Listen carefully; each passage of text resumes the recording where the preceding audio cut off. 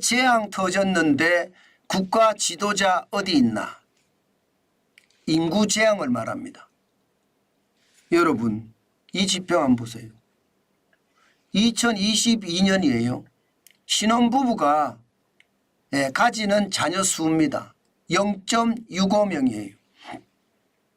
충격적이지 않으세요 여러분?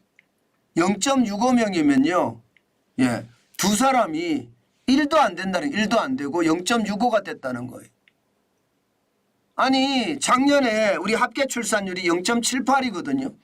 0.78보다가도 낮다는 이야기잖아요. 와 이거는 그냥 대재앙입니다. 대재앙. 신혼부부들이 아이를 안 낳는다는 이야기잖아요. 아이를 실제로도 지표를 한번 보실래요? 지표를 보면 깜짝 놀라십니다.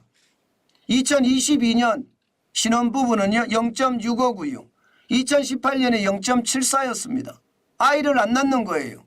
지금 신혼부부 수도 말입니다. 2018년에 132만 2천 쌍이었거든요. 그런데 2022년에는요 103만 2천 쌍이에요.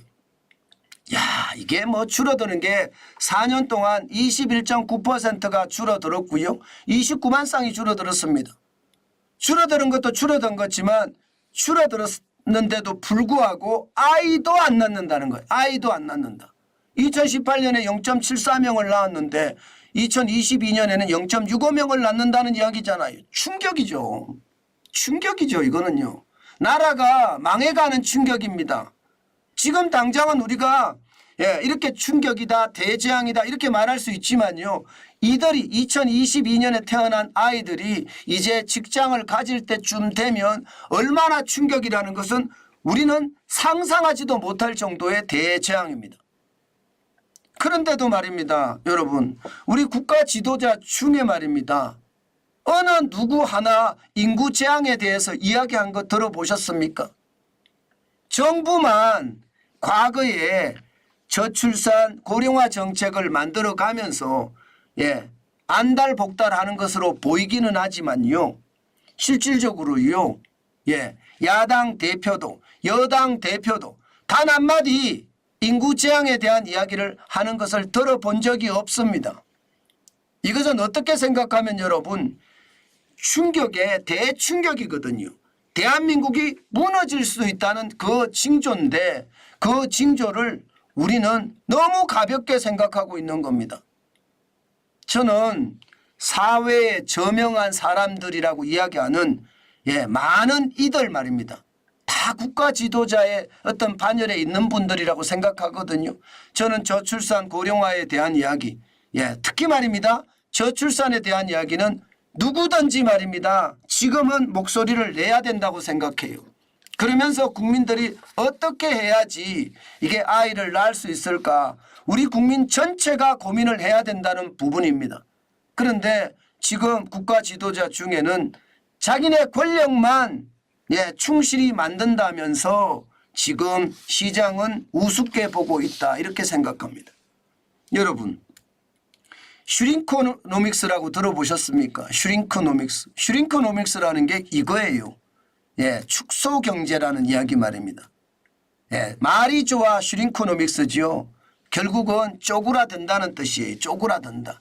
경제가 쪼그라든다는 거예요. 그만큼 말입니다. 지금 신혼부부도 줄어들고 결혼도 덜 한다는 거고 또 그들이 낳는 자녀 수도 0.65명까지 떨어졌으니 세계 최악 중의 최악입니다. 이렇게 되면 여러분 결국 말입니다. 결국은요 대한민국의 상황 진짜 어려워진다는 거예요. 안 그래도 말입니다. 총 인구가 2020년에 5,184만까지 올라갔거든요. 이게 이제 고점이다. 앞으로 2023년 5,156만으로 떨어지고요. 점점 떨어져서 2070년에는 3,766만 명이 된다는 거예요. 1960년에 2,501만 명인데 3,766만 명이 된다고 하니 이게 나라 경제가 제대로 버텨내겠습니까? 우리 경제가 버텨내려고 그러면 많은 이민을 받아야 되는데 그러면 이민의 문제는 또 얼마나 커지겠습니까?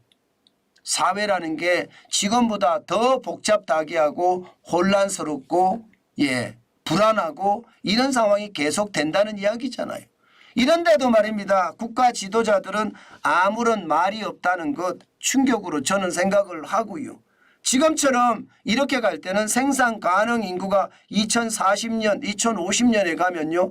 3,738만 명이 무려 말입니다. 2,419만 명으로 떨어진다고 합니다. 이 정도면 여러분 나라가 무너진다는 이야기도 생각을 해야 되고요. 이 정도면요. 북한은 지금 합계 출산율이 1.8%입니다. 우리는 0.78%고요. 결국 북한의 젊은 인구들이 많아지고 그들이 저는 진짜 전쟁을 하게 되면 우리는 대패한다는 그런 생각도 하게 됩니다. 안보 위협까지 있다는 거예요. 그런데도 우리는 가만히 넋놓고 있다는 자체가 저는 굉장히 충격이라고 생각합니다. 지금 많은 학계 전문가들은요. 대한민국이 결국은요.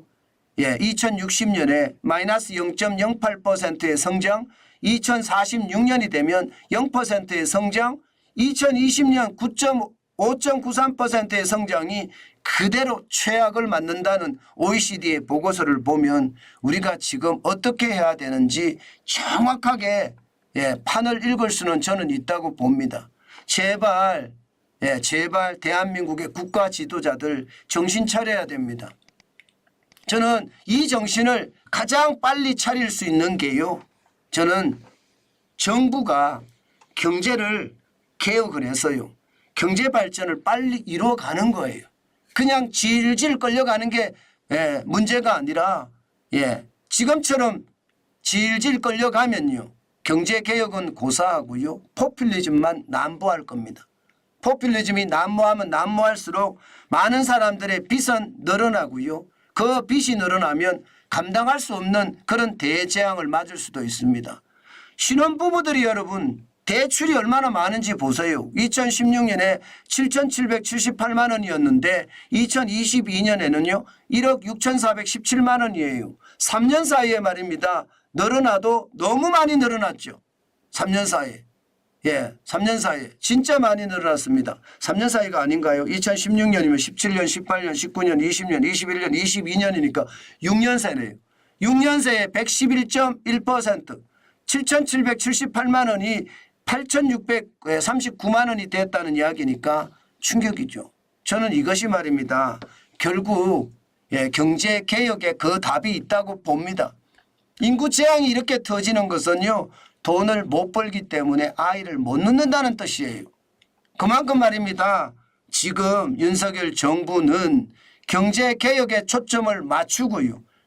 국가 지도자들은요. 어떻게 하면 저출산 문제를 해결할 것인가 머리를 맞대는 것 굉장히 중요하게 생각합니다. 국가 지도자리라는 게 여야가 아니겠습니까? 여야가 머리를 맞대고 지금 풀어야지 이대로 말입니다. 나 몰라라 하고 내 권력만 취하고자 한다면요. 결국은 대한민국의 미래는 없다. 저는 그렇게 봅니다. 제가 늘 경제를 가지고 이야기하다 보면요. 가장 중요한 게 일자리잖아요. 일자리가 가장 중요하게 제가 보는데 그중에서도요. 일자리가 많아지는 것도 중요하지만 일자리를 찾는 사람이 많아지는 것도 중요합니다. 저는 그런 것들이 모두 시장에서 좀 더 발전될 수 있는 방안이 나왔으면 좋겠습니다. 참 어떨 때는 보면 안타깝다는 말이 절로 나옵니다. 안타깝다는 말이. 저는 그것이 말입니다. 결국 우리의 미래에 달려있는 것이니까 여러분들과 제가 계속 외치고요.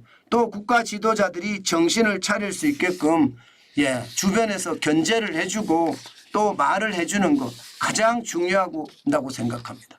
이대로면 인구 재앙이라는 것이 그냥 올 거고요. 슈링코믹스라는 코노믹스라는 게 그냥 다가온다 이렇게 생각을 합니다. 그만큼 상황 자체는 나쁘다 이렇게 진단해야 될 것 같습니다. 제발 우리 국가 지도자들 정신 좀 차려라 그 말씀도 다시 한번 강조하고 싶습니다.